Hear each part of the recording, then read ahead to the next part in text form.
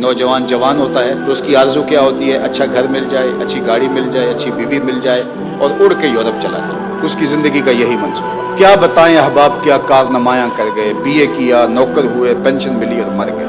یہی زندگی۔ اگر میری اور آپ کی زندگی میں اقامت دین نہیں ہے، میری اور آپ کی زندگی کے منصوبہ جات میں، اہداف کے اندر غلبہ اسلام نہیں ہے، اگر میری اور آپ کی زندگی کے اندر اسلام کا لایا ہوا نظام نافذ کرنے کا کوئی منصوبہ نہیں ہے، تو سنیے، اچھی طرح سن لیجئے، ہم صرف اناج کھانے کے لیے پیدا ہوئے ہیں۔ ہمیں اپنی زندگی کی مقصدیت کا نہیں پتا۔ کھانے پینے کے لیے یہ تو جانور بھی پیدا ہوئے، اشرف المخلوقات ہے، نائب الہی ہے، خلیفۃ اللہ فی الارض ہے، اور اس کا مقصد ہی کوئی نہ ہو، صرف کھانا ہے، پینا ہے، گھر بنانا ہے، یہ کیا مقصد ہو؟ یہ تو چڑیاں بھی اچھے اچھے گھونسلے بنا لیتی ہیں، یہ تو چیونٹی بھی موسم برسات کے لیے جمع کر لیتی ہے۔ یہ کوئی کمال نہیں، زور طاقت حاصل کر لینا، توانائی حاصل کر لینا، یہ تو بڑے بڑے جنگلی جانوروں کے اندر بڑی توانائی اور طاقت۔ اشرف کیسے ہے؟ اس کا ایک ہدف ہے، پوری دنیا کو امن سے بھر دینا، پوری دنیا کو انصاف سے بھر دینا، غلبہ دین ہو، غلبہ اسلام ہو، توحید کا پرچم بلند ہو، اللہ کے رسول صلی اللہ علیہ وسلم کی اطاعت لوگوں کے رگ و ریشہ میں محو نفوذ ہو جائے۔ اگر میرے اور آپ کی زندگی میں کہیں یہ نہیں ہے منصوبہ، ہماری زندگی بس یہاں تک پہنچے گی اور قبر کی مٹی آ جائے گی، تو صاحب پھر سن لیجئے، ہمیں پھر اسلام کی ہوا بھی نہیں لگی، ہم پھر سمجھ نہیں پائے کہ ہم پیدا کیوں ہوئے تھے۔ صرف ہم کھانے پینے کے لیے، اچھا مکان بنانے کے لیے اور شادی بیاہ کرنے کے لیے پیدا ہوئے، تو یہ سب کچھ تو جانوروں کے اندر بھی ہے۔ ہماری زندگی کا ہدف اسلام کا غلبہ ہے، ہماری زندگی کا ہدف پائیدار امن کا قیام ہے، ہماری زندگی کا ہدف رسول اللہ صلی اللہ علیہ وسلم کے پیغام کا ابلاغ کائنات کے ایک ایک گوشے پہ ہے، ہماری زندگی کا ہدف قرآنی معاشرت کا قیام ہے، ہماری زندگی کا ہدف اقدار عالیہ کا فروغ ہے، ہماری زندگی کا ہدف اخلاق حسنہ کو عملی طور پہ اپنے اوپر اور معاشرت کے اوپر نافذ کرنا ہے، اور ہم اللہ کے بندے بن کے، نائب الہی بن کے اپنی زندگی گزاریں، اور یہ دھرتی اللہ کی امانت ہے اور اس دھرتی کے اندر اسلام کا غلبہ ہو۔ اگر ہماری زندگی میں کہیں یہ نہیں ہے، نہ کہیں پائپ لائن میں ہے، نہ کہیں عملی طور پہ اب موجود ہے، نہ اس کی طرف ہمارا سفر ہے اور نہ کوئی ارادہ ہے، تو پھر مجھے کہنے دیجئے کہ ہم صرف اناج کھانے کے لیے پیدا ہوئے ہیں، ہمیں کوئی زندگی اور آخرت کی اور دین کی کوئی سمجھ اور فہم ادراک ہے ہی نہیں۔ ہمیں سمجھنا ہوگا میری زندگی کا مقصد تیرے دین کی سرفرازی، میں اسی لیے مسلمان، میں اسی لیے نمازی۔ اگر میرا یہ مقصد نہیں ہے تو پھر مجھے سوچنا ہوگا میں کس جگہ پہ کھڑا ہوں۔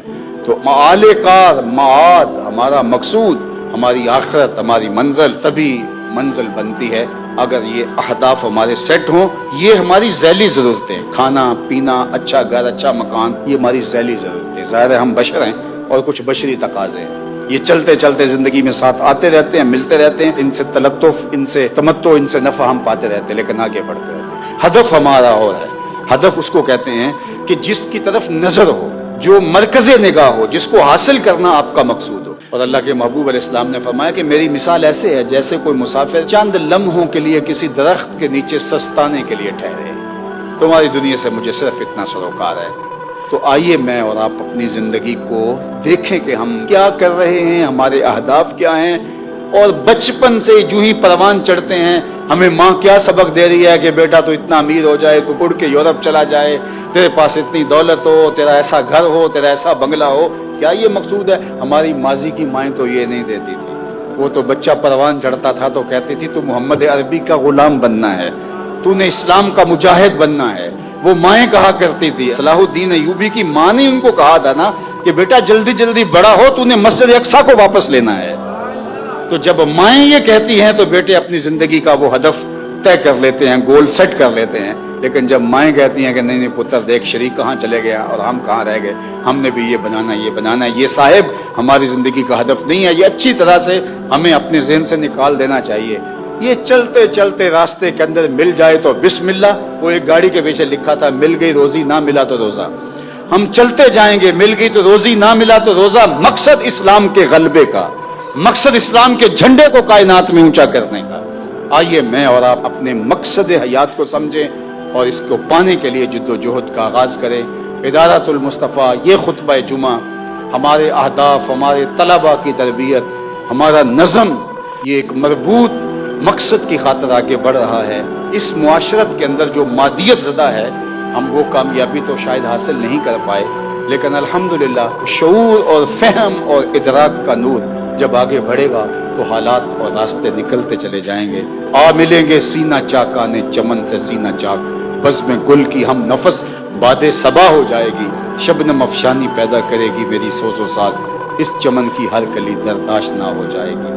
آسمان سحر کے نور سے ہوگا آئینہ پوش، ظلمت رات کی سیما پا ہو جائے گی، شب گریزاں ہوگی آخر جلوہ خورشید سے، یہ چمن معمور ہوگا نغمہ